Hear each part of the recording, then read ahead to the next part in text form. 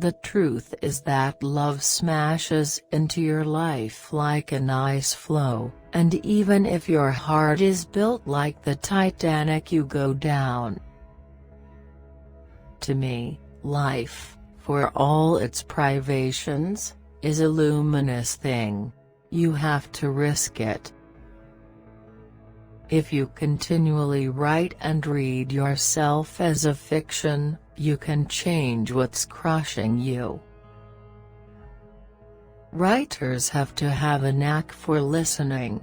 I need to be able to hear what is being said to me by the voices I create.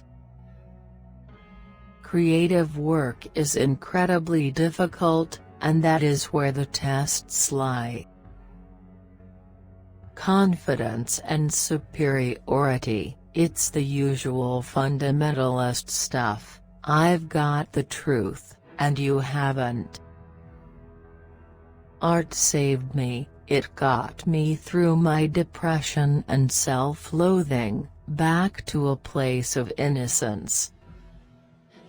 I live alone, with cats, books, pictures, fresh vegetables to cook, the garden, the hens to feed. I think it would be very foolish not to take the irrational seriously. Always in my books, I like to throw that rogue element into a stable situation and then see what happens. I hate the word lesbian, it tells you nothing, its only purpose is to inflame. Whatever is powerful to you can be translated into something which will matter to somebody that you will never know. I didn't mind being unpopular at school, because everyone else was a heathen. Whether you want to call it God or the mystery of the cosmos doesn't matter to me. My friends and the people who are close to me know what I am, and that is enough. I never wanted children. If I'd been deeply in love with a man and he'd wanted children, it would have been difficult. London is a small place, and it is very incestuous. People know where you live. Everybody is sort of on top of each other.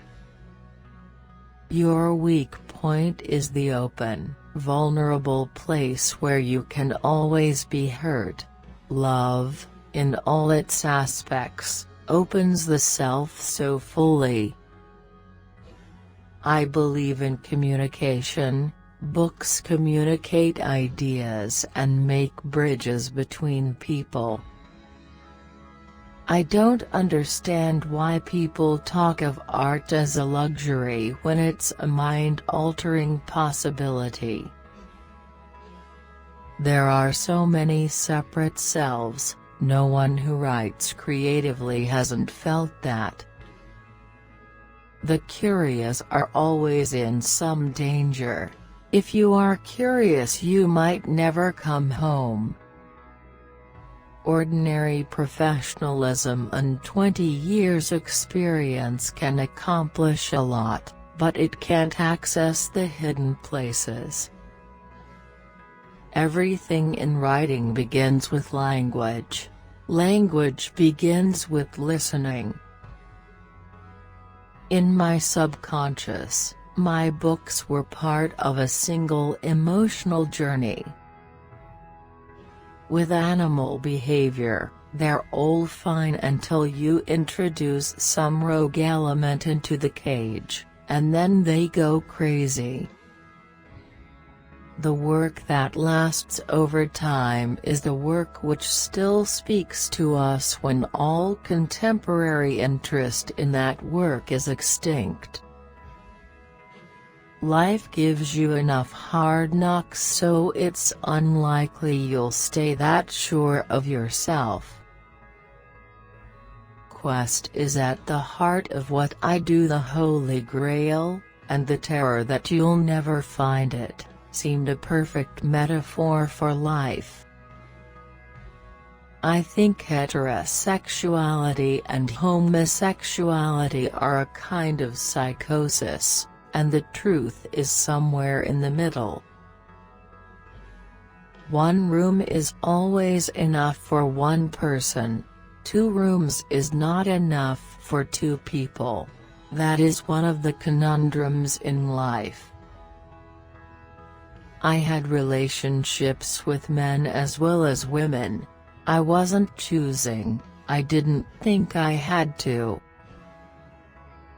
I like to think the price I paid by being open about my private life helped. I am not interested in genres. I am interested in doing the best work I can in whatever medium. I think people deceive themselves about themselves, particularly as they get older. To create a past that seemed authentic but would be a fiction, you need an invented language. You never give away your heart, you lend it from time to time. If it were not so, how could we take it back without asking? When it is time to get to work, I go away completely and don't do anything except the work. And that can be 16 hours a day. My characters are always on the outside, the spotlight's not on them. But they do get somewhere. I wanted to invent myself as a fictional character. And I did, and it has caused a great deal of confusion. I like to look at how people work together when they are put into stressful situations, when life stops being cozy. I wanted to write a new fable and see how many rules you could break. My books always begin with a sentence and an image, not necessarily connected. Nobody knows anything about Shakespeare the person. It's all legend, it is all rumor,